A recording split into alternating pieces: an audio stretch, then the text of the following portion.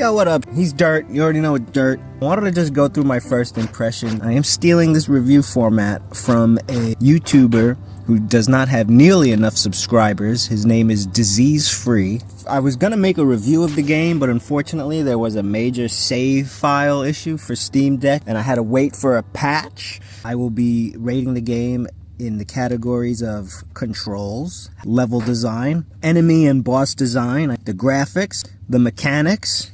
We have programming and the sound design, and then the fun factor, which we multiply by 3 for, I do believe, a total of 100 points. These are 1 out of 10 per category. So we're going to start with the controls, which I gave a 6 out of 10 because at first it feels very stiff. I remember first playing this and I was like, oh my god, really?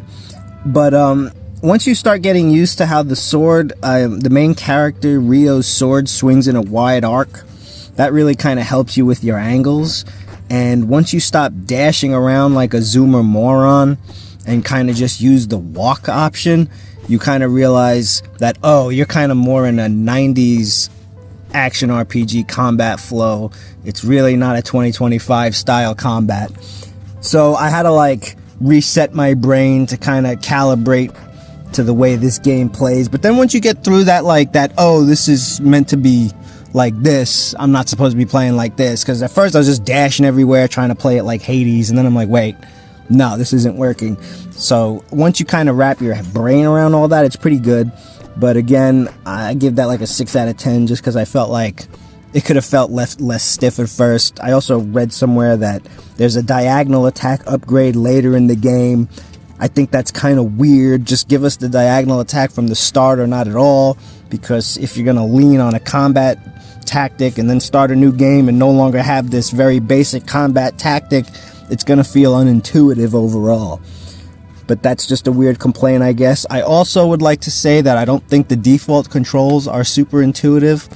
The combat feels a lot better if you put character swap on left trigger and if you put dash on right trigger, so that way you don't have to move your thumb so much when, say, you want to do a sword slash into Rayma fire spell back to, you know what I mean? It felt very good, character swapping and casting spells with it on L2 or LT compared to whatever friggin' button it is on the default. So yeah, controls could have been a little better, and I think, there was some oversights on the default controls. I'm a control setting master. Level design. So far, it's a 7 out of 10 for me. I've been really enjoying the level design. It has a very intentional Soul Blazer Zelda feel to them.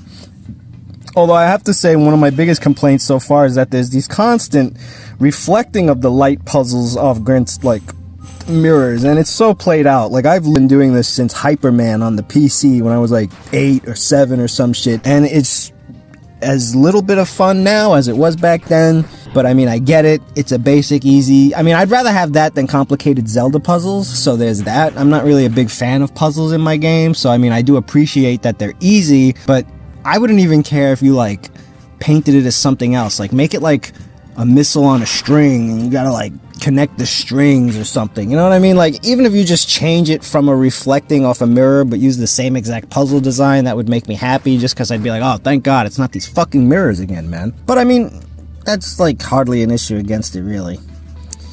I'm really just trying to find things to complain about at this point. I really would have just, wanted to give the game nothing but love. The level design is fun. It's fun to run around and look for things, grab little hidden treasures, little hidden paths. It has a very Super Nintendo charm that adds a lot of points to its level design. Next up are the enemies and bosses. So far, again, I didn't get to play as much as I wanted to because of a fucking glitch. But I gotta go, I hate to say it, but so far everything's pretty standard. So 6 out of 10. I fought jellies, I fought, crabs and octopus type things, and just these very basic monsters, which isn't bad, but it's not great either. Some of the enemies are kind of interesting, though. There was these pajama wearing mice carrying a large stick. All 4 of them carry this large stick, and you gotta walk around them and hit them and stuff. So that was an interesting monster design. But so far, that's really the only thing that stood out to me. Some of the bosses have been pretty, like, there's some really standard looking bosses too, but one of them really stood out to me. I was like, oh, this guy's kind of cool. I think it was like the second or third boss you fight. He's this really ugly thing with long legs. I was like, oh, that's kind of cool looking. And, you know, I'm hoping there's more interesting stuff as I progress through the storyline. But, as a first impression, I gotta go with, unfortunately, like a 6 out of 10, which is still above average. Still above average, you know? Graphics, this so far is my favorite thing about the game, so I'm easily going to put 10 out of 10. It's a standout feature. The SNES inspired graphics and the character sprites are cool. The townsfolk are varied and wonderful. It's just nice to look at overall. If that's your kind of thing as far as aesthetics go, which it is for me. I've been aching for these kind of graphics in an action RPG for a very long time, so if you're like me, you're going to love what's on display here. I do hope there's some more unique looking landscapes further on in the game, but even with the basic forests and caves and canyons, I'm very, very happy with the visual presentation here. Next up are the mechanics. I'm going to say the mechanics are like a 7 out of 10. They're not bad. Everything's very functional, but at the same time, it's all very basic. And let's see what else. Other than that, you know, you have spells that can be changed on the fly with the triggers. You have a character swap mechanic. There's a dash that seconds as a tap dodge, and some other pretty standard stuff. But it all works really well. It's a mechanically simple game, but that's definitely not points against it here. I prefer these games to be more simple, so that's probably a preference, but like, yeah, it's a preference. Now we're up to programming. 7 out of 10. I would have gave it lower points, but they already patched it out, so it's whatever. But basically, like, the Steam Deck verification standards are disgusting. The game launched with a massive save file issue where you made it impossible to save your game on the Steam Deck. There have also been some other glitches that have been reported on the forums, but the two developers of this game, there's only two of them, seem to be taking it all very seriously, being very active on forums, and they're rolling out patches quickly. Other than that, though, the game seems to run perfectly fine. Sound design.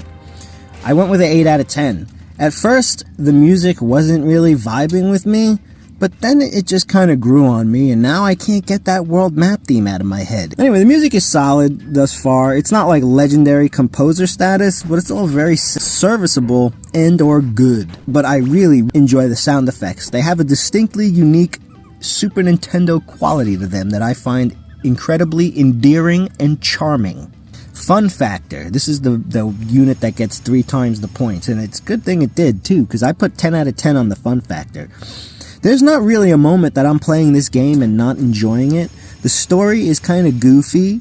The characters can be silly, but that's what I'm loving about it. It has that distinctly 90s Japanese role-playing game kind of feel. Like, there's cats who are postmates, basically, that drop off envelopes. You got luchadors in suits that are bounty hunters. It's all very interesting stuff, and you'd be like, wow, this is so weird, you know? I love things that make me think, wow, that's weird, you know? It's just fun, you know? It's a fun little world, and the combat really leans into the simplicity and just going around and enjoying the exploration and the goofy story and the characters and just all the colorful, charming, endearing things that the game has going for it. I grew up with games like Illusion of Gaia, Secret of Evermore, /Mana, and Final Fantasy Adventure, and it's rare to find something similar to that, so Shrine's legacy is very rare indeed in that regard. And if you're looking for something that has that distinct 90s action RPG feel and isn't too zoomer friendly with like iframe dashes and this, that, and the other thing, roguelike upgrades, we eating good on this one. Overall, all the numbers added together, I don't know if my math is off, I am a slight degenerate and I didn't use a calculator, but I got 81 out of 100 here, which is a B rating, which B really good. Wow, I can't believe I just did that.